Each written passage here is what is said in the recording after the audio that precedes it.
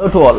आज हम एक और पेपर डिस्कस करने वाले हैं डेप्टी अकाउंटेंट का। काफ़ी सारी सीट्स आई हैं अभी रिसेंटली, तकरीबन 100 सीटें आई हैं पब्लिक सर्विस कमीशन के थ्रू। तो मुझे लगा कि जल्दी जल्दी आप लोगों के साथ शेयर कर लिया जाए कि कौन कौन से, जैसे कि मैं ऑलरेडी आपको बता चुका हूँ, बहुत सारी वीडियोस में आपको मैं बताता रहता हूँ कि मोस्ट ऑफ द टाइम जो क्वेश्चंस आते हैं वो पास्ट पेपर्स में से आते हैं पब्लिक सर्विस कमीशन के। तो ये भी डेप्टी अकाउंटेंट का पेपर है और ये पेपर 2014 में हुआ था ये पेपर, और इस पेपर के सवाल पूरा पेपर ही हमारे पास मौजूद है, सॉल्व भी किया हुआ है और ये आपसे शेयर करने लगा हूँ। तो हम वन बाय वन इसको शेयर करते हैं, चलते हैं पहले क्वेश्चन की तरफ। पहले इसमें क्वेश्चन था कि हु इन्वेंटेड पेपर, पेपर किसने बनाया था? चाइना ने बनाया था। ये दूसरा सवाल था कि who is called what is called contamination of the land and water caused by human products. तो इसका जो जवाब था वो था इन्वायरमेंटल पोल्यूशन। ठीक है। तीसरा सवाल था what is represented by the phrase population density. इसका जवाब था average number of people per unit. ठीक है जी। चौथा सवाल था where great stone monuments pyramids were built. ये था एंशिएंट इजिप्ट के अंदर। इसका ये राइट ऑप्शन इसका ये था। पांचवा था term belief in superiority of one's own race और एथनिक ग्रुप। इसका जवाब था रेशिज्म, या इसे नस्ल परस्ती भी कहा जाता है उर्दू में। ठीक है। छठे सवाल का जवाब था, छठा सवाल था कि processing of industrial and household waste so that it can be reused in is known as. इसको रिसाइकलिंग कहा जाता है। हमारी जो चीज़ें होती हैं उनको दोबारा से जब हम इस्तेमाल करते हैं उस प्रोसेस को रिसाइकलिंग कहा जाता है। सातवां सवाल था what are called nomadic Mongol people who originated in central Asia. इसका जवाब था हंस, HUNS। ठीक है। आठवां सवाल था what are called the members of the majority ethnic group of both Burundi and Rwanda. इसका जवाब था हुटू, HUTU। ठीक है। उसके बाद नौवां सवाल था name the Persian religion which survives today among the Parsis of Pakistan and India. ये इसका जवाब था, ये था ज़ोरोस्ट्रिनिज़म।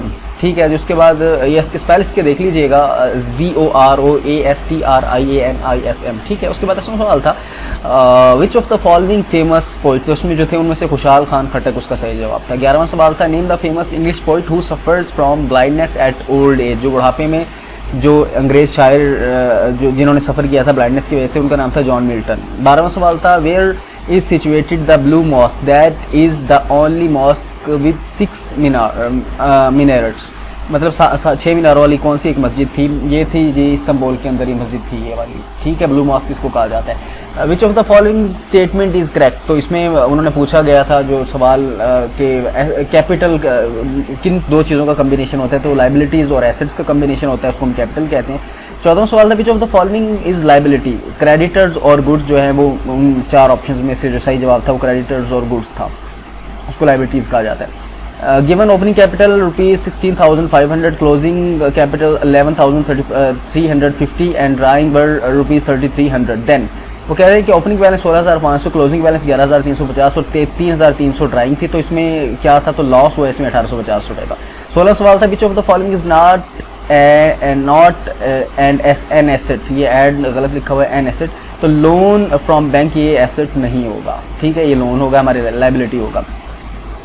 A receipt and payments account is one in which opening and closing balance are shown. Opening और closing balance जिसमें show होते हैं वो receipt account कहलाता है। ठीक है जी। receipt and payments accounts उसको में की ये टाइप होती है। अच्छा। 18वां सवाल था in which profit is calculated prime cost। तो इसके अंदर direct labour, raw material consumed and direct expenses, ये 3 चीज़ें हैं, ये इसके अंदर प्राइम कॉस्ट कैलकुलेट की जाती है इसके साथ। 19वां सवाल था which of the following should be change in profit and loss account. Office charge, sorry change, या चार्ज यहाँ पर होना था, चेंज गलत है, ये चार्ज होना था यहाँ पर, तो ऑफिस रेंट। उसके बाद है 20वां सवाल है the manufacturing account is calculated the production of cost of goods completed in the period. कि मैन्युफैक्चरिंग कास्ट कहते हैं कि जो प्रोडक्शन की जो कास्ट है वो एक स्पेसिफिक पीरियड के अंदर जो होती है उसको मैन्युफैक्चरिंग अकाउंट के अंदर कास्ट वो चार्ज किया जाता है या उसको नोट डाउन किया जाता है। Ramallah is the headquarter of फलस्तीन authority, located in West Bank में है, ये लोकेट करता है। 22वां था the French revolution begin in the year 1789 में। The declaration of independence of USA which renounced on 4 जुलाई 1776 को अमेरिका आज़ाद हुआ था। ठीक है। Which description is not correct about the European council. 24वां सवाल है it is a meeting of the heads of the state. ये गलत थी इसके अंदर, तो ये इसको सिलेक्ट कर लिया। अच्छा।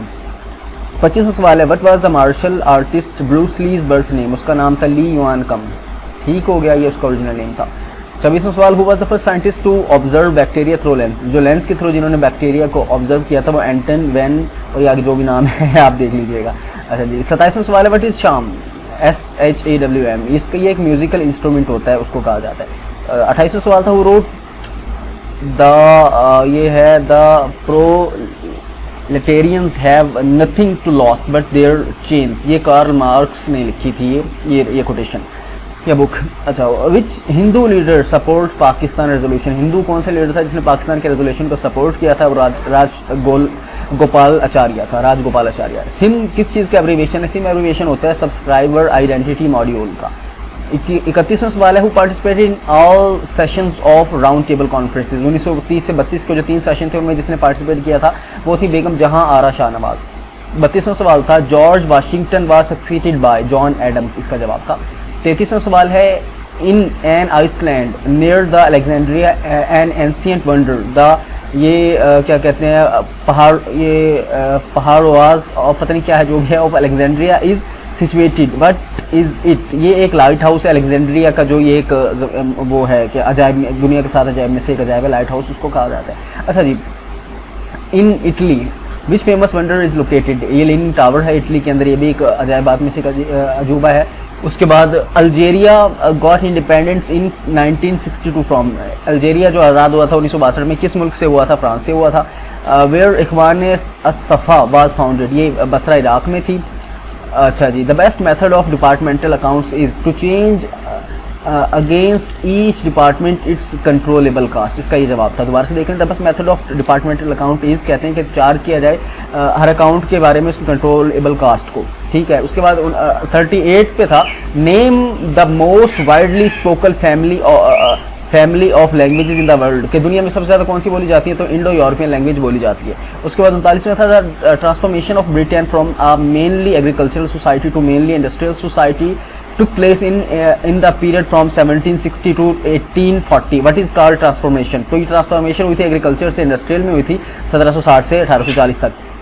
उसके बाद नेक्स्ट इसमें है, ओके जी, इसमें सवाल नंबर 40 जो था वो था, Indus valley civilization was one of the 4 earliest ancient civilization of the old world, where was it develop about 2500 BC, तो ये था जनाब NW of the north west of Indian subcontinent, ठीक हो गया जी। ग्रॉस प्रॉफिट होता है excess sales over cost of goods sold, इसको ग्रॉस प्रॉफिट कहा जाता है, excess sales of over cost of goods sold. उसके बाद 42 था, the job of the sophisticated unmanned USA spacecraft Voyager was, ये इसका था, जो इसका नाम था इसका, टू एग्जामिन द यूरेनस। उसके बाद 43 था, 1977 USA launch the 2 वॉयगर्स when the past Jupiter and sent back color pictures and other information about the planets and its moons, ये 1979 के अंदर भेजी गई थी।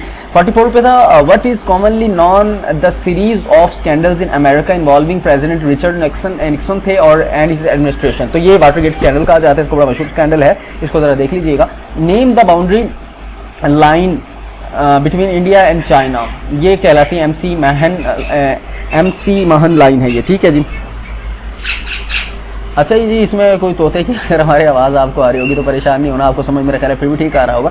Napoleon is known as man of destiny and little corporal, who is called the man of iron blood, ये कहलाते हैं Prince Bismarck, ठीक हो गया। ओहो, सब्र करें जनाब। अच्छा जी, dragon is the symbol of China and the bear is the symbol of Russia है, इसका जवाब था।